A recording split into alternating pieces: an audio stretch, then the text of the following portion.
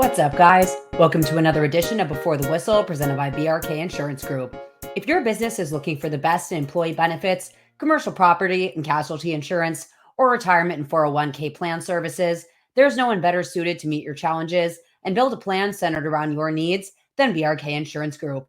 What's going on, y'all? Welcome back to Before the Whistle. I am your host, Maddy, and I promise the rest of this episode will sound a little better in terms of my voice than what is happening right now. My intro, for some reason, failed to load earlier, where I had already apologized for the low octave of my voice, combination of New Orleans allergies, just some sickness that's been plaguing me, lack of sleep, and probably losing a lot of my voice, trying to juice up the stadium this weekend in Tulane's win against the Rice Owls, which was a really gritty 24-10 victory that I think said more or told a lot more about this team than, quite frankly, any of the games we've seen them play in thus far. I think you could make an argument about how much you learned about them in the losses to Kansas State and Oklahoma more than you can about the dominating wins. I just feel like when a team is so dominant in those matchups, it's hard for me to see whether or not that is a byproduct of another team just completely going into a downward spiral, especially when you have outside factors like UAB did at the time and still do. It's hard for me to kind of separate that and really just know what to take away from that team. You really want to see what gets applied after all of that. And this also had the added challenge of the bye week for Tulane, where the momentum stop is real and a change to your schedule is entirely real. Everyone knows that, who have schedules that they have to adhere to in order to stay kind of on task. You know, I'm someone with ADHD. I really need schedules in order to be regimented. And if I'm not, it's very easy for things to just kind of go haywire. I am not an athlete at the college level. And, you know, not to say that that's something that plagues everyone, but to say that the bye week doesn't just kind of lull you out of the feeling that those first 2 weeks had to start conference play. It was very obvious, I think, in the first half of that game. But to me, more than anything, the reason I brought up why I think you learn more about those Kansas State and Oklahoma losses, you saw really the potential of this offense and what they could really do against Kansas State. And you saw this team really go pound for pound, have a complete game plan against them, and bring a game down to the wire when the chips really weren't going well for them and they were handling some adversity. Then the adversity doubled tenfold against Oklahoma, where my cat's trying to get in the room now, naturally. You have the hurricane. It's impossible for me to ignore how that affected preparation. You look at everything around the country with the absurd amount of devastating hurricanes that have happened recently. It has an effect on football teams, practice, preparation, ability to have the time to practice. And Tulane spent 2 of those days, locked down in a hotel room downtown. To think that that doesn't affect them going up against an SEC school with an SEC size and the speed that they have, you could see that again in the first half there. But you also saw a team that was in a 21-0 point deficit pull themselves out of that and make it a 5-point score with a few minutes left in the fourth quarter. That, to me, is why I bring those things up, because this was a game where those losses mattered and meant something to this team, where they could have taken pretty much nothing away from those losses, but they found themselves in a position where they were losing and gaining control of the flow of the game in a way that was reminiscent of that Oklahoma game. But they found a way to stop the dam, and they found a way to do so on offense. I'm going to get to that. I think there's a lot of context, and injuries matter. Personnel matters a lot. And you saw that on both sides of the ball for Tulane, and just, a bad day for a few people. But that's why the value of a guy like Mekhi Hughes matters so much. For him to have 100 of his 140 rushing yards in the second half really says it all. But to me, this game was all defense. I think their coming out game to really cement themselves as one to be feared. You had a ferocious pass rush. You had linebackers that were taking away. I think they had, 3 of the takeaways. Sam Howard had 2 fumble recoveries. Tyler Grubbs, I'll get into this, one of the best interceptions I've seen in coverage at that. And ultimately, the turnovers and the stops when it counted, the way they just absolutely shut down that Rice team in the second half, it was really one of the best performances by this Tulane defense that I've seen as a sideline reporter. And we'll get into unpacking all of that now on today's show.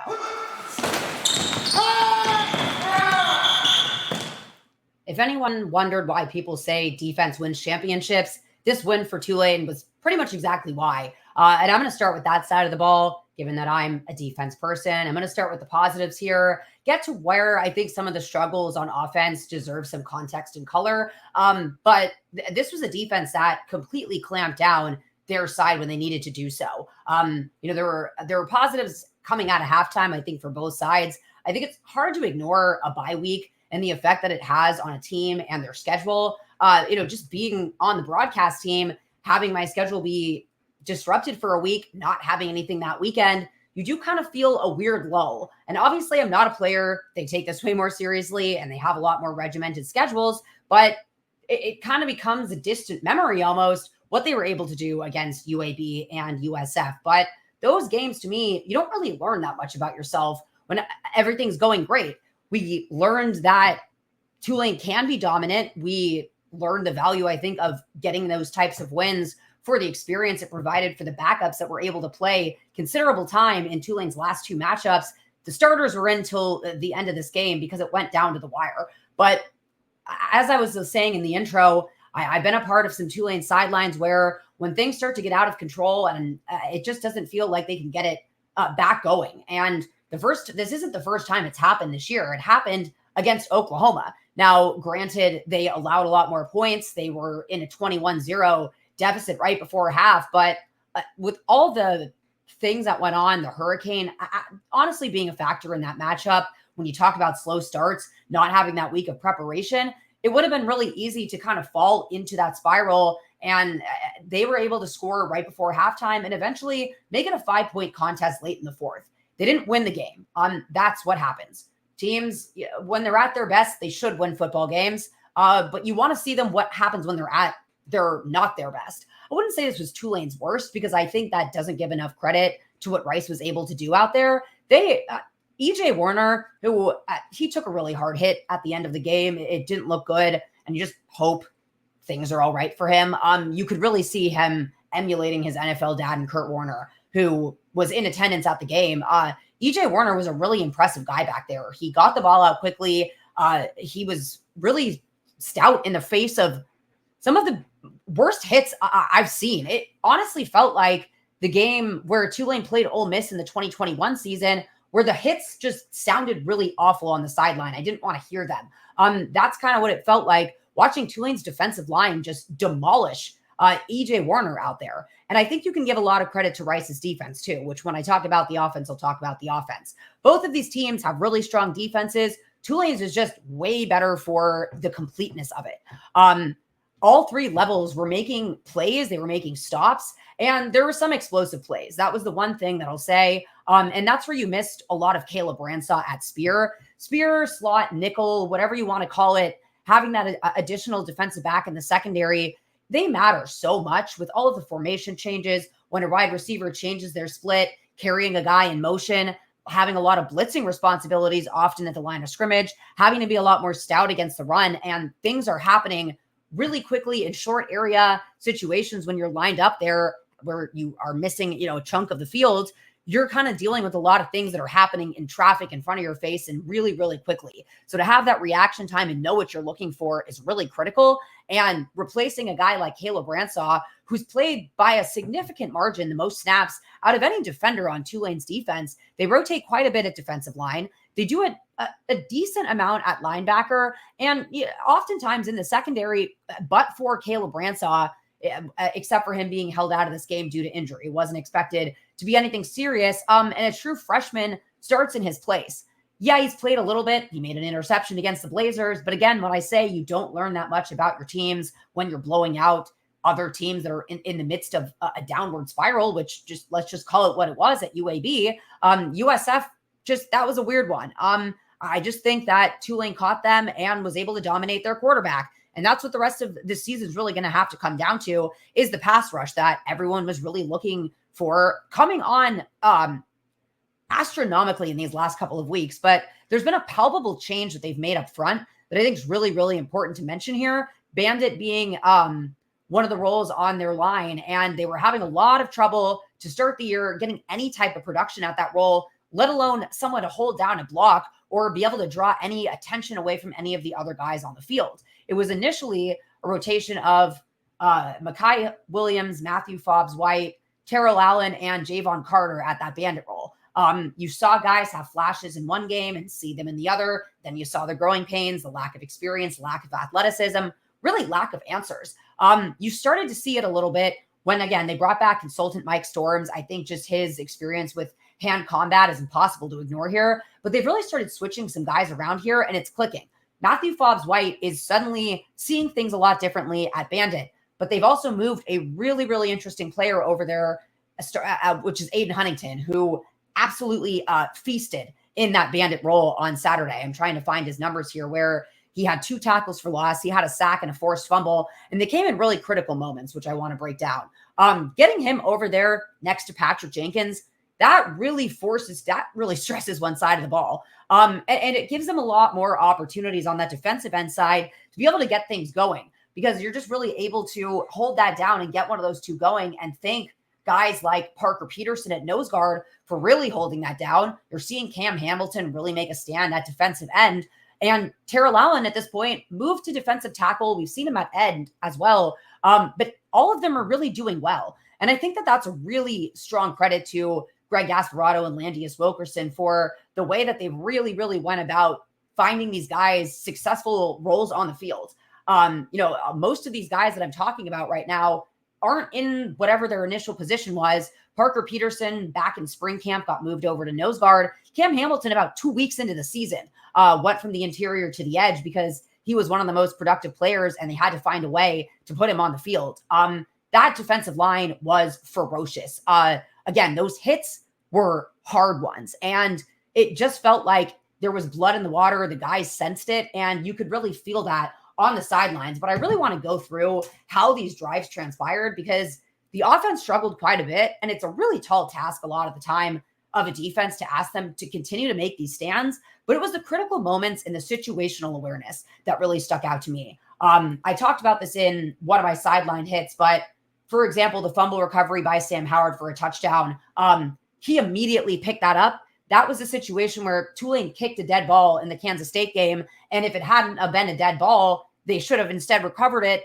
But there ended up being a penalty because they did that. Ultimately, all that to say, you have to really be paying attention to those things. And 2 of those things did they in this game, starting with the first stop of the game. On 3rd and 8, Jalen Geiger made a tackle out of bounds where he doesn't make the big flashy plays on the field. You see a lot of scrappiness in guys like Kevin Adams and Jack Chinchu, but you see the big moments and just those little details that really translate importantly at that in Jalen Geiger. Knowing that it's 3rd down, knowing that the receiver's trying to reach the ball over the down marker, he did such a good job of dragging that ankle out of bounds and then making sure that the ankle was down before he made that stretch out attempt. And what would have seemed like, what's kind of going on? Tulane's letting Rice drive down the field, ends up having a 3rd down stop there. Then Tulane's offense punts. The following drive on 2nd down, Tyler Grubbs makes legitimately one of the most impressive interceptions by a linebacker I've seen. His high point that he jumped up to, he caught that like a defensive back recording an interception. His growth from the start of this year, and I really can't ignore having this be the first season for him that he has a designated linebackers coach, and it's not the defensive coordinator who has a lot of other tasks to take care of on top of trying to coach that group up.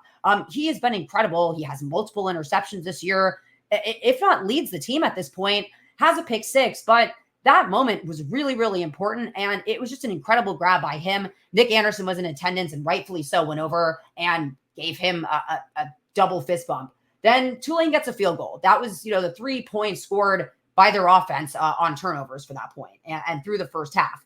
Then the following drive for that on 3rd and 8, Micah Robinson forces, which is one of his 2 forced fumbles, I believe, of the day. It's his first forced fumble. It's Sam Howard's 1 of 2 fumble recoveries on the day. Then Tulane punts again. So you're looking at a 3-score game where the offense is not getting much done. They aren't going 3 and out, but they're not getting to the red zone either. Then the Tulane defense holds Rice to 3 and out. And there was a hurry by Parker Peterson on 2nd down, forced an incompletion, and it set up a 3rd and long. So that's where you started to see the defensive line make a little bit of a stand here. Then Tulane finally gets something going here, and Mekhi Hughes scored his first touchdown of the day. Tulane goes up 10-7, and then they have an opportunity before half to make a stand.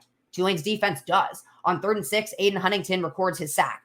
That's a critical moment sack on top of the 3rd and 8 tackle, the 3rd and 8 forced fumble that we saw in this first half. So Tulane gets the ball, they kneel down, they go into halftime with a 3-point lead, and that, one second, I lost where I was in my notes. Yep, just what I thought. That changed all but immediately starting the second half, where Tulane got the ball to start off. They end up turning it over on downs. They end up going for it on 4th down. It's a call where in the situation, sometimes you don't know everything that's happening. But there was kind of a loss of momentum there, and it really would have been something if Tulane was able to get that back. And then, unfortunately, that leads to Rice scoring a field goal, which then it ends up being a 10-10 score. Tulane, then again, not a 3-and-out, but don't get anywhere near the red zone, and they punt. Then Rice has a pretty long drive. It goes through the 3rd quarter, but it stuck out to me that the last play of the 3rd quarter, Parker Peterson had an 8-yard tackle for loss, which set up the first play in the 4th quarter, where you've seen 2 situations now where a 2nd down, incompletion, hurry, sack, what have you, sets up a little more desperation on 3rd down. And going into the first play of the 4th quarter, Micah Robinson records an interception. So this defense is just playing legitimately lights out. I know I'm repeating these words, but I feel like I need thesaurus.com to get through this entire production here. Then Tulane's offense has their first 3-and-out. Tulane's defense matches that with another 3-and-out. Then Tulane, Mekhi Hughes, who that's what I talk about offense. That's really the start and end of a lot of the success. They get their 17-10 lead. And the following is a turnover on downs with a pass breakup by Micah Robinson. But what stuck out to me on that drive, that was one of the few explosive plays that Tulane allowed on defense. Dean Connors had a 27-yard gain, and good Lord, I get why John Summerall was saying that was the best skill player Tulane will face all year. And it didn't even look like he was labored when he was running very fast. But he had really good vision, really good patience, and really good downfield speed. Kevin Adams chased him down from behind, made one of the most fundamentally sound tackles you'll see, wrapped him up and brought him down. And you see a lot of the time guys give up. And you always wonder, what if they just kept going all the way through the end zone? Would they have been able to pull them down? Even if you pull them down and get a penalty, you're not advocating for that, but it's still better. Michael Pratt saved a touchdown for Tulane by horse collaring a defensive lineman after he fumbled the ball last year. All that to say, this is why you do that. This is why you always play with toughness and effort and through every single play, because what could have been an easy letting him go in for a touchdown ends up being a turnover on downs with a pass breakup by Micah Robinson. So that to me really showed the heart of this defense, where when we were looking at the final stats, I was kind of trying to figure out how they only held him to 10 points. They kept allowing some leaky plays here and there, but then making really critical stops when they counted and making turnovers in critical moments, especially when the offense really wasn't getting it done. The offense goes 3-and-out again, defense 3-and-out back-to-back. It was really just ridiculous. A 3rd down hurry by Cam Hamilton. Tulane goes for another 3-and-out. This is where the defense really had, their sayonara to this team. First play that Rice gets the ball back. This is a 1-score game. And at this point, Tulane, yes, Mekhi Hughes has scored 2 touchdowns. That's it. Those are, 2 of their trips. And I think I have this on here. They were 2 of 2 in the red zone. They were having a lot of difficulties getting down there was the issue.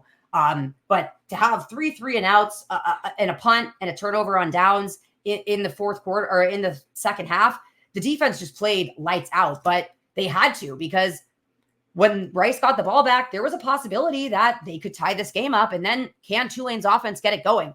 Thankfully, the defense made it so they didn't need to answer that question. Where, again, the first play, Javian White, who I brought up before, and was my player of the game and post-game for this very reason, you look at the situational football here, and him playing in a role that there are, a lot of the NFL scouts that are giving Tulane attention are here to see Caleb Ransaw.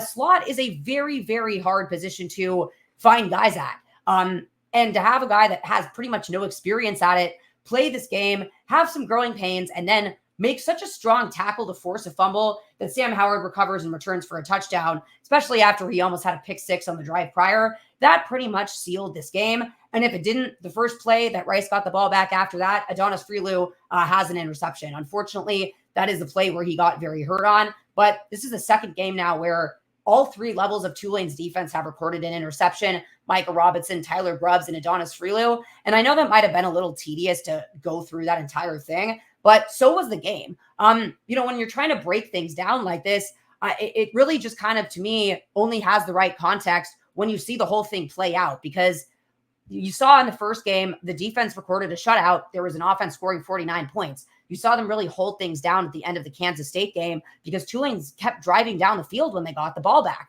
They were struggling a little bit against Oklahoma, but the defense fought back anyways. They fought back when they were struggling against the Ragin' Cajuns, and they did so on Saturday. And ultimately, that's really, really what the most important takeaway for me of all is, because going into this year, the defense was thought to be the strength. The whole question was replacing Michael Pratt, lean on the run game, lean on the defense. And then the defense wasn't so much of that. Now they are, and they're like that in all three levels. And not just that, but the backup and the depth guys at these roles. And it's because they're giving these guys the opportunities and putting guys out there, even if they don't have that much time on task. You've seen it grow. Again, Kevin Adams, you look back to the Kansas State game to now, him and Jack Chinchu, how much they've grown as safeties, how much Javian White is going to take away from that game, but also how important having those veteran leaders like Sam Howard and Tyler Grubbs out there to make those stops in critical moments. The first quarter just felt like it was all Tyler Grubbs. He was flying everywhere, and he always is just such a good tone setter.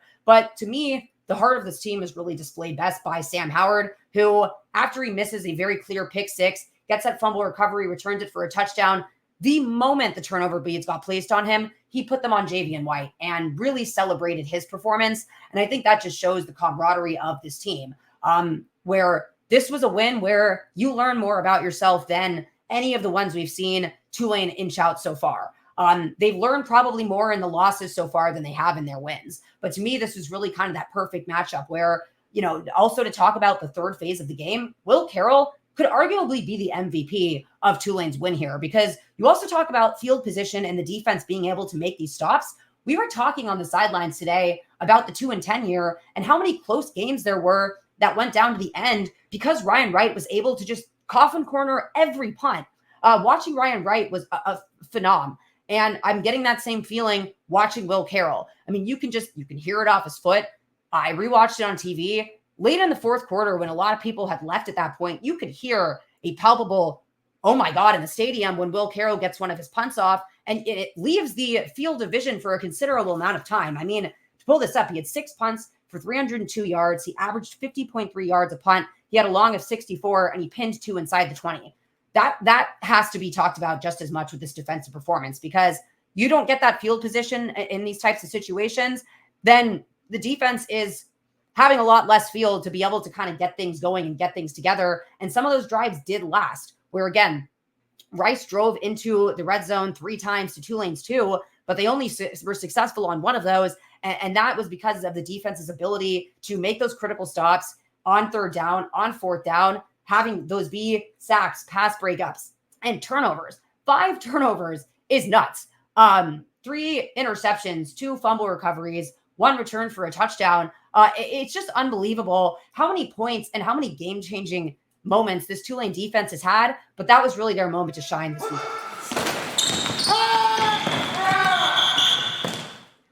My voice is going, and again, this game was all defense, and I sound like I'm talking about the Kansas State game all over again in 2022, but the reality is that's really what this was. That was a game where it was led by Michael Pratt on the ground and the defense, with probably the single best tackling performance I've ever seen. Tulane's pass rush, I'm finding it hard, and this includes the UTSA game from last year, to find a game where the pass rush was just as ferocious, because it wasn't just, I think they only sacked EJ Warner 1 time, but they had 5 quarterback hits. That affects the game just as much as the sacks do. They had 8 tackles for loss against a team that was top 10 in the country in sacks and tackles for loss. They had more than them. So that side of the ball really did what they needed to do. But this was a game where it was a question of what Tulane was going to be able to produce on offense against this Rice Owls defensive front, where the size of them, watching it on TV didn't do justice what it felt like. I really remember last year on Rice's sideline going down for their warmups because, to be honest, I wanted to see what Luke McCaffrey was like and being like, oh my goodness, these are really big guys, not just at the skill positions, but in the trenches. They have bowling balls. And that was the case this weekend. I mean, just legitimately gigantic guys on the defensive line and protecting EJ Warner. But their defensive line, they had 20 sacks going into this game. I want to say 48, 49 tackles for loss. I have this in a Sports Illustrated article I wrote. Both of those were top 10 in the country. Darian Mensah hadn't been sacked since the Oklahoma game, and he was sacked hard in that game. He was sacked pretty hard in this game too, twice. I think what you really, really missed in this matchup, and it was just so obvious to me in so many of the lack of formations that we're used to seeing on Tulane's offense, it did look pretty pared down and basic. There was two key guys that were missing a lot of this time, Ty Thompson and Alex Bauman. Alex Bauman was out for this game. Ty Thompson, I've talked a lot about how they've used him and the usage of flow and the fact that they really haven't had an issue with taking Darian Mensah out and getting him into a groove and really having the right moments to utilize Thompson's abilities. If for one reason or another, and especially after Darian Mensah got pretty banged up on that hit in the third quarter, he's your backup. So you really aren't going to be using him that much at this point. You've seen the Saints do that when Taysom Hill was on call. All of a sudden, he's no longer his gadget player. But this game also really just needed the running game to break through. The running game, unfortunately, and this is something that Ty Thompson can't provide. This was something they're missing, and it's something that the players on the field started to grow and develop as the game went on, and will be in a better position next week. And I assuming, I think Alex Bauman, the return trajectory is good for him. There was a chance he could play this weekend. You just don't want to rush a guy back, especially from ankle injuries. But you also saw what the value of a complete tight end to an offense is. And Alex Bauman has become really a complete tight end. When he first got kind of thrust into playing time back in the 22 year, because both of Tulane's starting tight ends were out, he was doing a lot.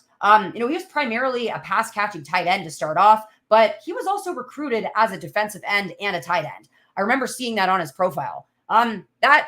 If you're getting recruited as an edge rusher on top of being a guy on the offensive side of the ball, there's going to be a level of aggression to you that isn't across the board. And Alex Bauman, you can see him. He's aggressive in his blocking, and there has been several games now where he's picked up really key blitzes for Darian Mensah. But the way they use him, you look at all of the motion that he does. When he had to do all of that back in 22, when Will Wallace and Tyreek James were out, it was a lot for him to handle. I just remember watching him and thinking, this is a lot of motion for a guy that has not really had any time on task. And you could see the strains in the game. What I liked about the way Tulane approached this matchup was recognition of the fact that Reggie Brown and Anthony Miller have their respective skill sets, but they're not going to basically kind of make up for what Alex Bauman can do. And so you didn't see very many offset I formations. You didn't see the motion and the use of tight ends in the backfield. You saw them a little bit more on the line of scrimmage lined up as blockers. And yeah, that kind of telegraphs sometimes where a play is going. But Mekhi Hughes only needs pretty much just 1 second of time in order to break through. And sometimes running games, you go to halftime, you get really good adjustments. Kind of similar to the Ragin' Cajuns game, the offensive line came out and really set the tone. But that first half, you really could see just a slow start to the running game be missing Alex Bauman. You're also missing Alex Bauman as a pass catcher, just the attention that he garners. He is tied now with Yokeith Brown. They both lead the team with 3 receiving touchdowns. He's a red zone threat. He's a threat on third down. He's a threat in short area. He's a threat down the field. You have to account for him. You just don't have that same threat with the guys that came in for him. And so you kind of saw that in just the way that everything went for this team. The wide receivers didn't have a good day. That happens. The concern is if that continues this weekend. But as someone that was on the sideline, you practice in this every day in Yulman Stadium, but we're not practicing at 2:30 p.m. The way that Tulane's practice schedule, especially being an academic school, the way that they are, they really are only able to schedule that time consistently in the mornings. Practice is always over by 11:30. So right as we're ending practice, the sun is, and that was the generous, it's usually 10:30. I don't even know why I said 11:30. That's usually when I get home. The sun is barely starting to peek out from being completely shaded over to start the day. So quite honestly, Tulane's receivers don't have that much time looking into the sun. And as much as we've joked about these 11 a.m. starts, that might very well be an advantage for them. But if not, that would be my recommendation to the wide receivers for their next afternoon start would be to get some time on task looking into the sun. Because that was it was tough the way that the sun went down as that game transpired. And there was a point where it was underneath my visor. I didn't even really know what to do. The wind was also really playing a factor. How much it had to do with passes being off, no one's going to know for sure, probably except, the quarterback and them going over the film at the end of the day. But Darian Mensah has always had really great touch, and he still had it in this game. The touchdown pass to Mekhi Hughes was the softest lob I've ever seen from a quarterback, but he was throwing with a lot of zip, and maybe that leads to some incompletions, especially if your receivers are expecting a softer ball. But he's also probably aware of the wind being a factor in that game and trying to overcompensate. But ultimately, receivers have to step up for their quarterback, and they didn't do so. So yeah, you saw him see ghosts a little bit in the second half. The pressure was getting to him. He was taking hard hits, and his receivers, were quite literally dropping the football. So his performance, I think, has a lot of context there. But Mekhi Hughes, man, I mean, he's AAC honorable mention of the week. I get the Navy quarterback is his own phenom, but this is why it was so incredible that Tajay Spears won the AAC Offensive Player of the Year award as the first non-quarterback to win the award, because non-quarterbacks just don't receive accolades for enough things. And Mekhi Hughes is, as great as anyone. I mean, again, I to have Tajay Spears my first couple of seasons and then immediately be followed up with Mekhi Hughes, also on top of the immediate succession of Michael Pratt to Darian Mensah, it's been an incredible successor plan for Tulane at those really most important positions on the offense. But Mekhi Hughes had 40 rush yards going into the first half. Tulane, I think, had 53 total yards on offense. He had 100 yards in the second half. And those were hard yards out there. There were just times where they were having to peel guys off of one another. But there was a time where I think it was like a 14, 13, 18-yard run. It added up to 48 yards on just 3 consecutive carries. We've seen Mekhi Hughes drag piles of guys kicking and screaming down the field, but we haven't really seen him do is break through that second and third level. You're starting to see that now. He's faster this year. He has better hands, but he also has a little bit better downfield speed to make those breakaway runs and be able to get out of a little bit of those ankle tackles. And that's been something they've been working on with high knees throughout these last couple of weeks at practice. But all of that really came down to his shoulders, and it set the tone and it got the offense clicking again. They only completed, I want to say, 3 passes. If I'm correct, Darian Mensah was 12 of 25 on the day and was 9 of 15 at halftime. So they had 3 pass completions in the second half. They still were able to get it done because of Mekhi Hughes. And that happens sometimes. We've seen what Tulane can do when they're firing on all cylinders, but the real important question continues to be, what do they do when nothing is going right and the sky is pretty much all but falling?